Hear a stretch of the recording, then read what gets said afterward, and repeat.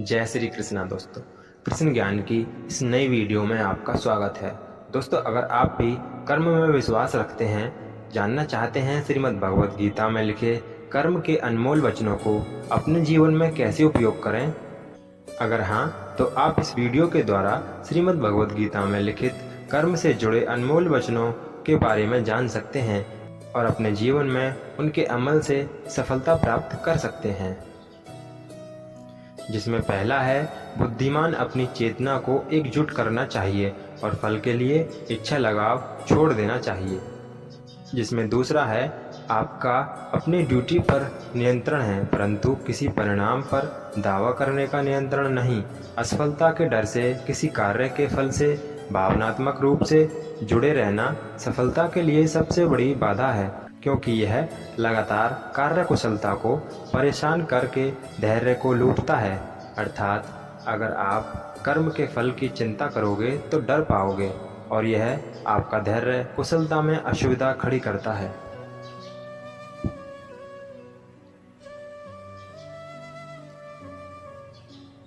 और जिसमें तीसरा है, इंद्रियों की दुनिया में कल्पना सुखों की एक शुरुआत है और अंत भी जो दुख को जन्म देता है। हे अर्जुन, अर्थात जीवन में कल्पना करना छोड़कर असली दुनिया पर नज़र डालना बहुत ज़रूरी है, क्योंकि कल्पना बाद में बहुत दुखदाई होती है।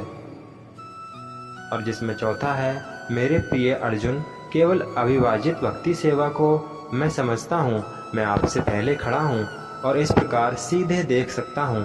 केवल इस तरह से ही आप मेरे मन के रहस्यों तक पहुँच सकते हो। अर्थात परमात्मा की भक्ति से ही मनुष्य परमात्मा को समझ सकता है और प्रभु के मान की बराबर जन सकता है।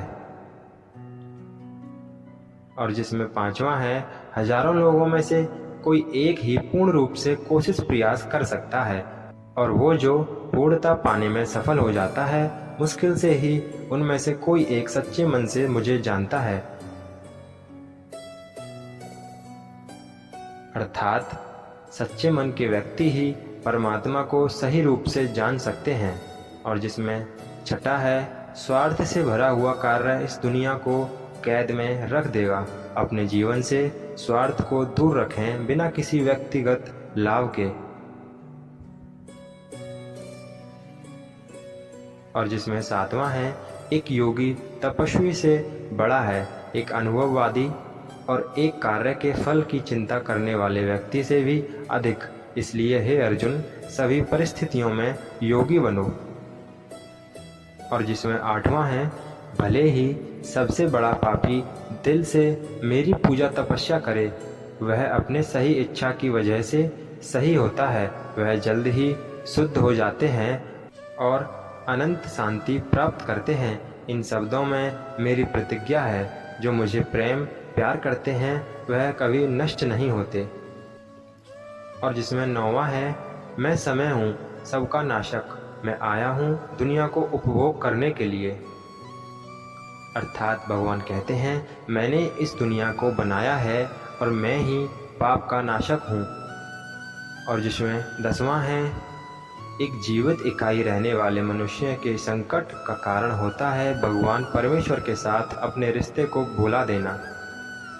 अर्थात परमात्मा को जो अपने मन में हमेशा रखते हैं, संकट उनसे कोसों दूर रहता है। और जिसमें 11वां है, क्योंकि भौतिकवादी श्री कृष्ण के आध्यात्मिक बातों को समझ नहीं सकते, उन्हें यह सलाह दी जाती है कि वे शारीरिक बातों पर अपना ध्यान केंद्रित करें और देखने की कोशिश करें कि कैसे श्री कृष्ण अपने शारीरिक अभ्यावेदन से प्रकट होते हैं। और जिसमें 12वां है, वासना, क्रोध और लालच नरक के 3 दरवाजे हैं।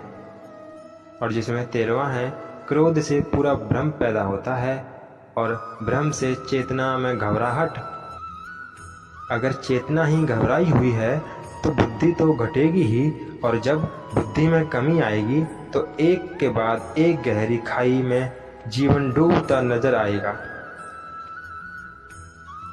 अर्थात जीवन में कभी भी गुस्सा क्रोध ना करें, यह आपके जीवन का विध्वंस कर देगा।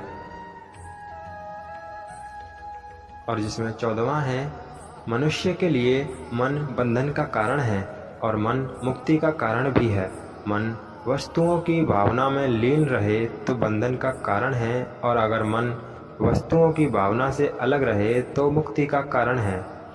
और जिसमें 15वां है, ऐसा कोई समय नहीं था जब मेरा अस्तित्व ना हो, न तुम ना ही इनमें से कोई राजा, और ऐसा ना ही कोई भविष्य है जहाँ हमें कोई रोक सके। और जिसमें 16वां है, वह जो अपने भीतर अपने स्वयं से खुश रहता है, जिसके मनुष्य जीवन एक आत्मज्ञान है, और जो अपने खुद से संतुष्ट है, पूरी तरीके से तृप्त है, उसके लिए जीवन में कोई कर्म नहीं है।